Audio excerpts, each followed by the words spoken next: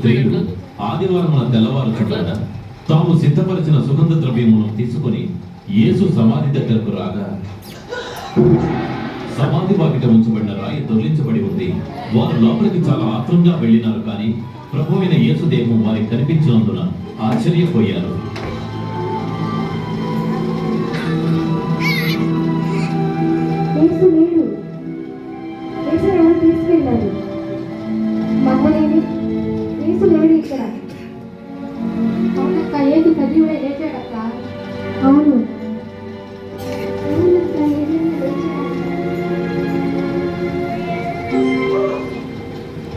సజీవుడైన వారిని మీరెందుకు మృతులలో వెదకుచున్నారు? ఆయన ఇక్కడ లేడు, లేచి ఉన్నాడు. ఆయన ఇంకా గలిలయలో ఉన్నప్పుడు మనుష్య కుమారుడు పాపిష్ఠులైన మనుషుల చేతికి అప్పగింపబడి సిలువ వేయబడి మూడవ దినమున లేచునని ఆయన చెప్పిన మాట జ్ఞాపకం చేసుకున్నది.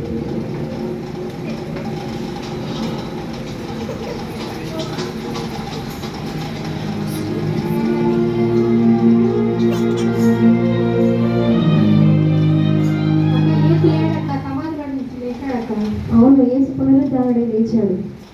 అవును, లేఖనంలో ఉన్న ప్రకారం యేసయ్య పునరుద్ధానుడై లేచాడు. యేసు తన ఇద్దరు శిష్యులకు కనిపించాడు. వారు సంతోషంతో మిగతా శిష్యుల దగ్గరకు వచ్చారు. ప్రభు సచివుడే లేచి ఉన్నాడు, ఆయన శివులకు కనిపించాడు.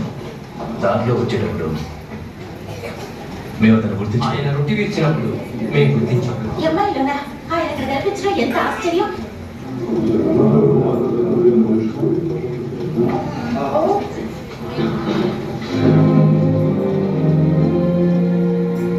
మీకు శాంతి కలుగుగాక.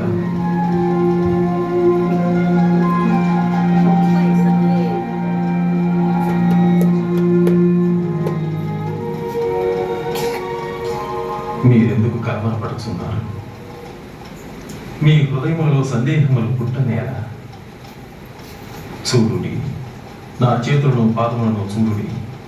నేనే ఆయన నాటకు నన్ను పట్టి చూడుడి.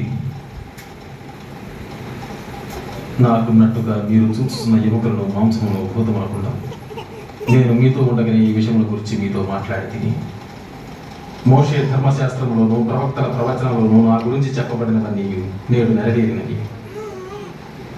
వ్రాయబడిన రీతిగా మెస్సయ్య హింసించబడి చనిపోయి తిరిగి మూడవ దినమున మృతుల నుండి లేవాలి. యెరూషలేము మొదలుకొని సమస్త జనములలో ఆయన పేరట మారు మనస్సును పాప క్షమాపణ ప్రకటింపబడాలి. ఈ సంగతులకు మీరే సాక్షులు. నా తండ్రి చేసిన వాగ్దానమును నేను నెరవేర్చాను. పరిశుద్ధాత్మ మీ మీదకు వచ్చినంత వరకు మీరు యెరూషలేములో వేచి ఉండుడి.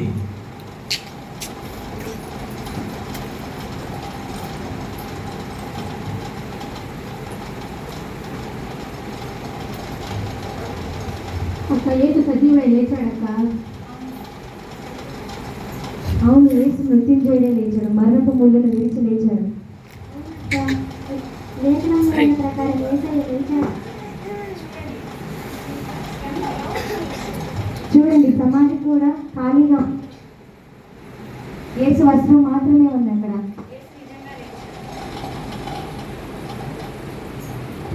అవునక్క, మనకు చెప్పిన ప్రకారమే మూడో దినం యేసు మృత్యుంజయుడై లేచాడక్క. దీనికి మనమే సాక్షులం అక్క.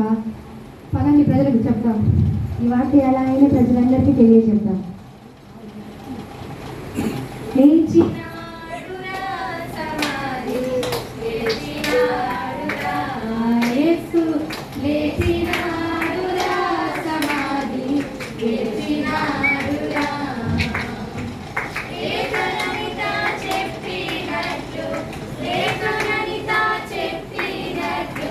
లేఖనములలో పలికినట్లు, లేఖనములలో పలికినట్లు లేచినాడురా సమాధి, యేసు లేచినాడురా సమాధి, లేచినాడురా. జై జై జై రానున్న రారాజుకి జై.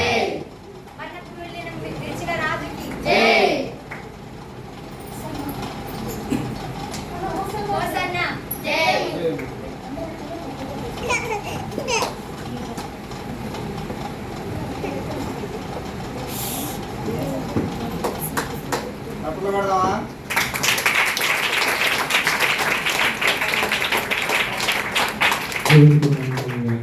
చాలా చక్కగా చేశారు.